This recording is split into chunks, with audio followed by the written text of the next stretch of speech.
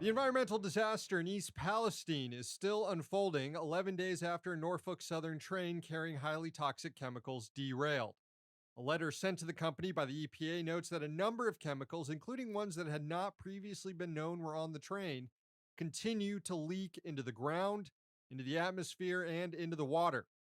Reading from the letter, quote, materials released during the incident were observed and detected in samples from Sulphur Run, Leslie Run, Bull Creek, North Fork Little Beaver Creek, and the Ohio River. About 30 million people live in the Ohio River Basin, and about 5 million people rely on the river for drinking water. A hazmat specialist in East Palestine told a local news outlet that Norfolk Southern was so focused on getting the rail line operational again that the company may have made the environmental damage even worse. 3 more chemicals that were on board the Norfolk Southern train that derailed here in East Palestine just over a week ago. And we're being told that some of those chemicals are dangerous. We basically nuked a town with chemicals so we could get a railroad open. It's a pretty disturbing allegation, but one that's backed up by the EPA. In that letter to Norfolk Southern, the agency noted, quote, areas of contaminated soil and free liquids were observed and potentially covered and or filled during reconstruction of the rail line, including portions of the trench burn pit that was used for the open burn-off of vinyl chloride. According to remediation plans submitted by Norfolk Southern, the company will set up a task force to monitor a number of sites, including groundwater wells, for potential contamination. Of course, people in the area have already been advised to return to their homes and informed that everything is safe, even before this more robust monitoring can take place.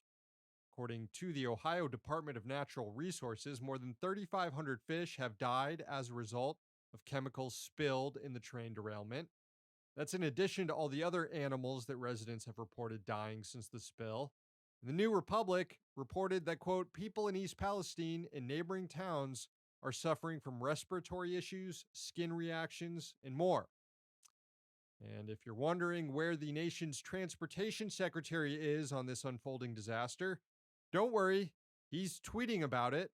10 days after the derailment, Pete Buttigieg finally addressed it in a series of tweets, saying he continues to be concerned, though not concerned enough to propose new rules on freight rail companies to prevent all this from happening again.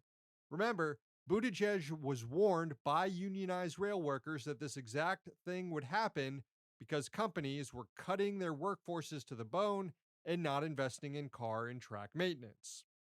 But instead of listening to the workers, Buttigieg helped break their strike last December instead.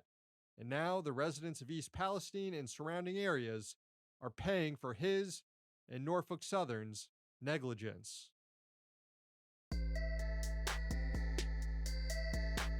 A group of left-leaning lawmakers are concerned that a massive government subsidy for semiconductor companies will end up just being wasted on stock buybacks. The CHIPS Act was signed into law last summer, and it provided more than $50 billion in government subsidies to chip manufacturers to boost production, either through building new facilities, expanding current ones, or investing in their workforces. A provision of the law does forbid any CHIPS funding from going directly into stock buybacks. But lawmakers say that language doesn't go far enough, and they're calling on the Commerce Department to enact tighter controls on the money. A letter signed by Senators Bernie Sanders, Elizabeth Warren, Ed Markey, and others to the Commerce Department lays out a hypothetical scenario on how CHIPS funding can be used to enrich stockholders. Quote, companies could accept a $100 million CHIPS grant from the federal government and use the funds to construct a semiconductor facility, but immediately turn around and use $100 million of its own cash for stock buybacks, evading restrictions on CHIPS funding to enrich their stockholders with taxpayer funds. And this isn't some wild concern out of left field. These companies have shown a propensity to lavish their investors with more money.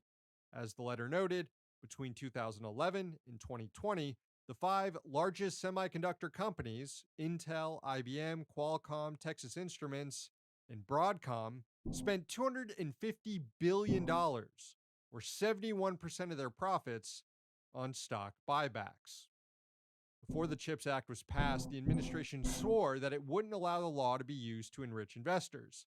Here was Commerce Secretary Gina Raimondo in a July meeting held virtually because Biden had COVID. This CHIPS money is not a subsidy for big companies to make them more profitable or so they have more cash for stock buybacks or to pad their bottom line or to invest in other countries. This is about investing in the United States of America, in our workers, in our economy, and in our national security. Raimondo, however, hasn't committed to stopping publicly funded stock buybacks from happening. The agency has only promised to, quote, give preference to companies who make the no buyback commitment, though it does have the express authority to ban them altogether from being eligible for any CHIPS Act money, point the lawmakers make in their letter. Recommendations for the Commerce Department to safeguard this CHIPS funding include a 10-year ban on all stock repurchases from companies that receive CHIPS funding and rigorous auditing of those companies as well. The CHIPS Act was supposed to entice companies to move their production out of China and back to the US. But capitalist great power bullshit always ends up benefiting the rich.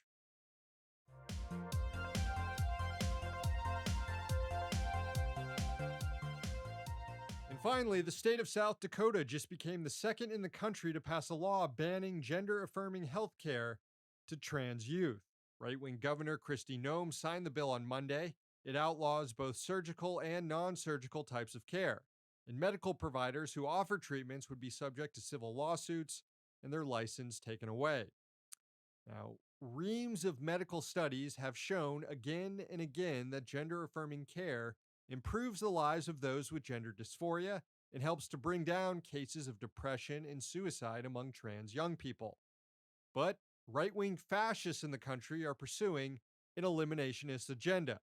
Utah also passed a law banning gender-affirming care for young people, and Alabama passed a law that makes it a felony for doctors to provide such care to trans youth. Arkansas looks poised to follow suit. During a hearing on an anti-trans bill being considered by that state legislature, here's how one Republican state lawmaker chose to question a transgender doctor who was invited to testify. You said that you're a trans woman. I trans female, yes, ma'am, sir. Do you have a penis?